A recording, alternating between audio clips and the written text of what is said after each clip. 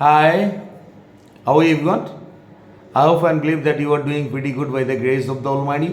আজকে যে ব্যাপারটা নিয়ে কথা বলছি, আজকে কোচিংয়ে যখন বসেছিলাম হঠাৎ করে একজন গার্জিয়ান আমাকে জিজ্ঞেস করলেন যে স্যার ক্লাউড কি কাউন্টেবল না আনকাউন্টেবল নাউন?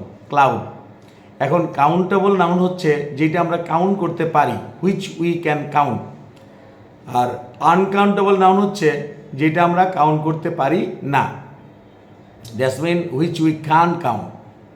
ওকে, সো ক্লাউড কিন্তু এটা প্লুরাল হয়। আরেকটা কথা বলি, যে জিনিস প্লুরাল হয়, সিঙ্গুলার থেকে প্লুরাল করা যায় এস বা ইয়ের যোগ করে, সেটাই কাউন্টেবল।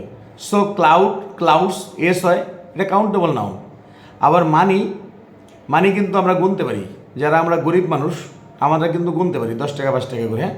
কিন্তু যখন বলা হয় যে তার অনেক টাকা আছে, হি হ্যাজ মাচ মানি, মানিস না, কিন্তু যেহেতু এটা প্লুরাল হয় না সেহেতু এটা আনকাউন্টেবল নাউন। টাকা আমরা টাকা বলি, নট টাকাস, টাকা ইজ আনকাউন্টেবল।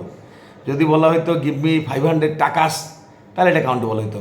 সো মনে রাখতে হবে যে ক্লাউডস এটা countable, money is uncountable. Thank you, take care.